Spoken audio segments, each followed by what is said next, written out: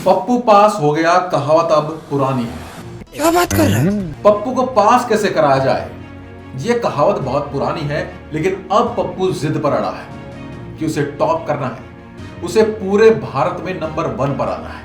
लेकिन उसके लिए पप्पू को पढ़ाई नहीं करनी है, पप्पू को बाहर से पर्ची चाहिए और खुद लिखना भी नहीं चाहता, उसे कोई लिखने वाला भी बाहर से ही चाहिए। उसे पूरा स्टाफ चाहिए जो उसके फेवर में खड़ा हो। उसे पेपर लिखने के लिए 3 घंटे नहीं बल्कि 6 घंटे चाहिए, और उसके बाद उससे कोई सवाल ना पूछे, उसके बारे में कोई बात ना करे और उसे देश का नंबर 1 स्टूडेंट घोषित करे। यानी देश में अव्वल आना चाहता है पप्पू।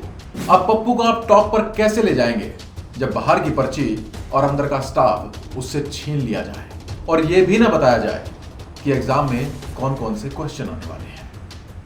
आज की वीडियो इसी पर है, कौन है पप्पू और क्यों आना चाहता है वो नंबर 1, और नंबर 1 आने के बीच में उसकी पर्ची और खर्ची किसने छीन ली। साल 2024 के नतीजों के बाद भारत की तस्वीर थोड़ी सी बदलती हुई नजर आ रही थी राजनीतिक तौर पर। विपक्ष 99 सीट लेकर भी खुद को विजयी घोषित करने पर तुला हुआ था, बिल्कुल वैसे ही जैसे आज इजराइल और हमास की लड़ाई के युद्ध विराम के बाद हमास को विजेता घोषित कर दिया गया है। गाजा तबाह हो गया है, राख का ढेर बन गया है, मरने वालों की कोई बात तक नहीं कर रहा, लोग ठंड में सिकुड़ रहे हैं, पर रील बनाने वाले और पैसे लेकर ट्विटर पर पोस्ट करने वाले कहीं नजर ही नहीं आ रहे। वैसा ही कुछ भारत के विपक्ष को भी भ्रम हो गया था, उनको लगने लगा था कि अब तो बस मोदी गया ही समझो। कई बार बांग्लादेश का उदाहरण देकर लोगों को यह समझा गया कि भारत में लोकतंत्र की हत्या हो रही है। बांग्लादेश जैसा कुछ भारत में भी हो सकता है, इसकी कई बार संभावनाएं जताई गई, या यूं कहें कि हो सकता है बाहर वालों को यह बात बताई गई कि इसके लिए आपको तैयार रहना होगा। पर विपक्ष भूल गया था कि यह भारत है, बांग्लादेश नहीं। लेकिन विपक्ष फिर भी अपने आप को विजेता घोषित करने पर तुला हुआ था। विपक्ष और देश विरोधियों की कमर अब धीरे धीरे टूटने लगी है। उदाहरण के तौर पर जब भी संसद सत्र शुरू होता है, सत्र से ठीक पहले एक खबर बाहर से आती है। बाहर मतलब विदेश से, चाहे वो किसी वेबसाइट से आती, किसी न्यूज चैनल से आती, या फिर किसी बड़े आदमी के ट्वीट पर इसे शेयर किया जाता, जिसे आज हम एक्स के नाम से जानते हैं। और फिर भारत के संसद में इसे जोर शोर से मुद्दा बनाने की कोशिश की जाती है, बीजेपी को घेरने की कोशिश की जाती है, और विपक्ष को हर बार यही लगता कि इस बार तो बटेर मारकर वो शिकारी घोषित हो जाएंगे। पर न तो विपक्ष ने बटेर मारी और न ही कभी वो शिकारी बन पाए। अब विपक्ष के सामने सबसे बड़ी समस्या यह है कि जो यूनिवर्सिटी इन्हें बटेर और शिकारी बनने का सर्टिफिकेट देने वाली थी, यानी कि जो यूनिवर्सिटी पप्पू को टॉप कराने वाली थी, अब वो यूनिवर्सिटी खुद फेल हो गई है। पप्पू तो पास नहीं हुआ, पर यूनिवर्सिटी खुद फेल हो गई है। इसकी 3 मुख्य यूनिवर्सिटी थी, जिसकी सबसे बड़ी यूनिवर्सिटी थी जो बाइडेन की सरकार, जो भारत में बदलाव करना चाहती थी, बांग्लादेश की तरह, पाकिस्तान की तरह और अफगानिस्तान की तरह। पर वो भी शायद भूल गई थी, न तो ये बांग्लादेश है और न ही पाकिस्तान, ये है भारत। दूसरी यूनिवर्सिटी थी अमेरिकन डीप स्पेस, नाम तो आपने सुना ही होगा, जो कई देशों में सत्ता परिवर्तन कर भी चुकी है और आगे भी करती रहेगी। लेकिन ये शायद भूल गए थे कि ये भारत है, आज का भारत। और तीसरी यूनिवर्सिटी जॉर्ज सोरोस, हाँ वही जो पप्पू भैया के बहुत ही करीबी और बहुत ही अमीर माने जाते हैं, जिसके पास अथाह पैसा है, जो कई देशों की सरकारें गिरा चुका है और कईयों की बदल चुका है, और आने वाले समय में भारत की सरकार को बदलना और गिराना इसका उद्देश्य है। इसे आप इंटरनेशनल पॉलिटिकल माफिया समझ सकते हो, जो सिर्फ नैरेटिव के दम पर सरकार बनाने और बिगाड़ने का काम करता है। वो किसी भी देश की मीडिया को इन्फ्लुएंस कर अथाह पैसे के दम पर अपने ही देश के खिलाफ प्रोपेगेंडा चलाने की ताकत रखता है। और भारत में तो प्रोपेगेंडा फैलाना कोई ज्यादा मुश्किल काम लगता नहीं है। और उसी यूनिवर्सिटी का एक प्रोफेसर था जो खौफ का व्यापार भी करता था और नैरेटिव सेट करने में भी माहिर था। नाम था हिंडनबर्ग। यह नाम पिछले सत्र में इतना उछाला गया जिससे आम भारतीय इन्वेस्टर और बड़े उद्योगपति अडानी को भी काफी हद तक नुकसान उठाना पड़ा था।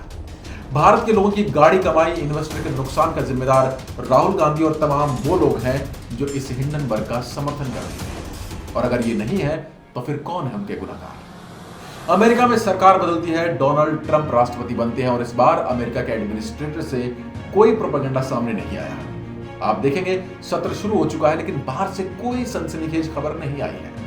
और उल्टा ट्रंप साहब ने तो यह भी कह दिया है कि अमेरिका में ऐसी बहुत सी कंपनीज हैं जो इस तरह का एजेंडा चलाकर अपनी रोजी रोटी चलाती हैं और अच्छे खासे देश को बर्बाद कर देती हैं। उनकी फंडिंग पर अब ताला लगने वाला है। जैसे ही फंडिंग पर ताला लगेगा, ये प्रोपेगेंडा चलाने वाले बाहर से भारत में आना बंद हो जाएंगे। अमेरिकन डीप स्पेस पर भी अब ताला लगने वाला है। जॉर्ज सोरोस ने भी हाथ खड़े कर दिए हैं, क्योंकि अब उसकी भी कमाई का जरिया हिंडनबर्ग खुद ही अपनी दुकान पर ताला लगाकर चला गया है। जो अडानी की दुकान पर ताला लगाने वाले थे, वो खुद अपनी दुकान को बंद करके सस्ते में निपट गए। वही हिंडनबर्ग जो अडानी को बर्बाद करने वाला था, भैया अब वह खुद बर्बाद हो चुका है।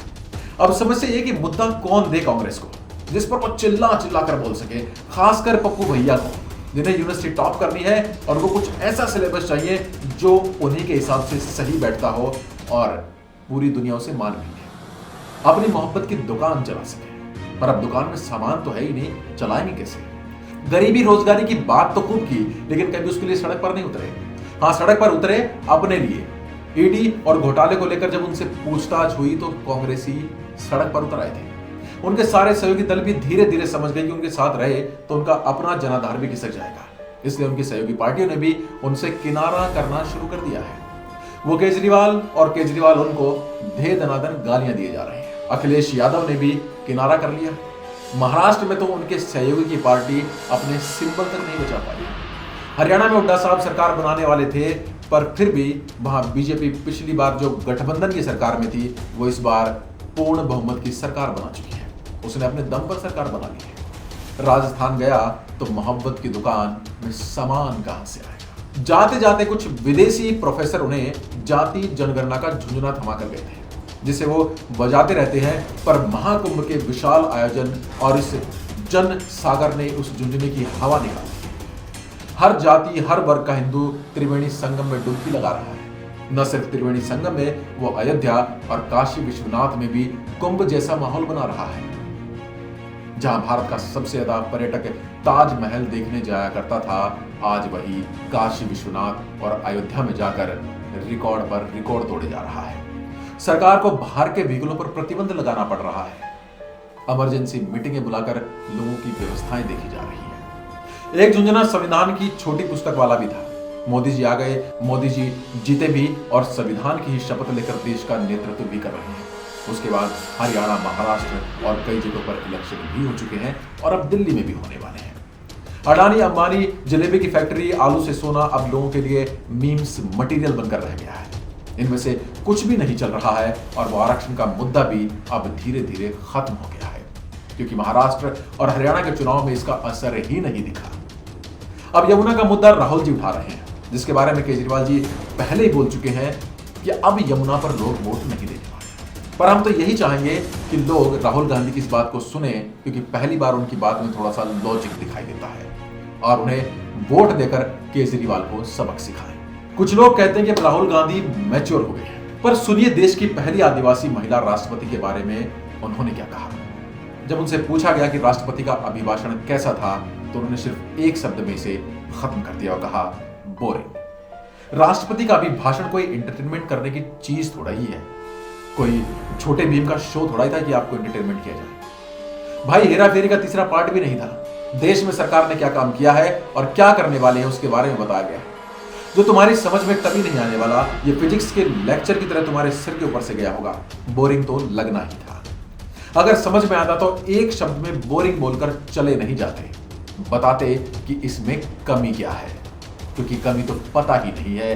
कल कोई बाहरी प्रोफेसर आकर इनको समझाएगा कि इसमें ये कमी है, आपको ये बोलना है, फिर ये माइक लेकर बोलने आ जाएंगे। इनको खुद ये नहीं पता कि जो अभिभाषण हुआ उसमें क्या गलत था और क्या सही था, क्योंकि बोरिंग कहने का मतलब ये कि इन्हें कुछ समझ ही नहीं आया। अब विपक्ष की फोटो भी देख लीजिए, इसमें 3 लोगों के अलावा कोई भी दिखाई नहीं दे रहा है। राहुल, सोनिया और प्रियंका। कहां है खड़के साहब? और कहां है उनकी कोई बाइट? न कोई प्रवक्ता, न कोई सांसद, बस यही 3 लोग पूरी कांग्रेस है।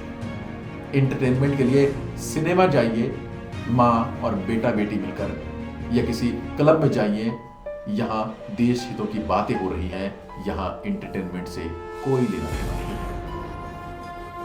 और माता जी ने तो देश की प्रथम लेडी को पुअर लेडी तक कह दिया है। खैर, कोई नई बात नहीं है। भारत में पहले भी कई ऐसे राष्ट्रपति हुए हैं जिन्हें कांग्रेस ने कभी राष्ट्रपति समझा ही नहीं, यहां तक कि उन्होंने तो अपने प्रधानमंत्री को प्रधानमंत्री तक नहीं समझा। ज्ञानी जेल सिंह राष्ट्रपति होते हुए राजीव गांधी को फोन लगाते थे तो उनका फोन तक नहीं उठाया जाता था। उनकी माताश्री ने तो राष्ट्रपति से जबरदस्ती इमरजेंसी तक लगवा दी थी। उसके बाद आ जाइए प्रतिभा पाटिल पर, जो इंदिरा जी के लिए खाना बनाया करती थी। हालांकि वो नौकरी नहीं करती थी, बाद में उन्हें राष्ट्रपति बनाया गया।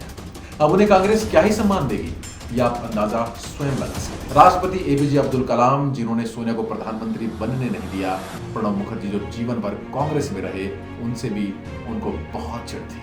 पुअर मैन तो मनमोहन जी भी थे, जिनका अपमान राहुल गांधी ने भरी प्रेस कॉन्फ्रेंस में कर दिया था, जिसमें वो देश के प्रधानमंत्री थे और राहुल गांधी केवल एक सांसद थे। हेमंत बिश्व शर्मा ने तो खुलेआम कह दिया है कि उन्हें एक टेबल पर कुत्ते के साथ बैठकर खाना खाना मंजूर नहीं था, इसलिए कांग्रेस से उन्हें निकाल दिया गया। और वही आज कांग्रेस के सबसे बड़े प्रतिद्वंदी भी हैं और दुश्मन भी हैं।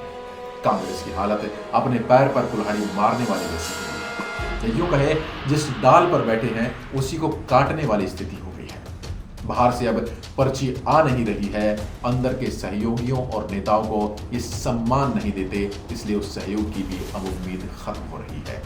सहयोगी कोई ने पेपर दिखाने को तैयार नहीं है, तो पप्पू आखिर पास होगा कैसे? राम राम, जय हिंद, जय भारत।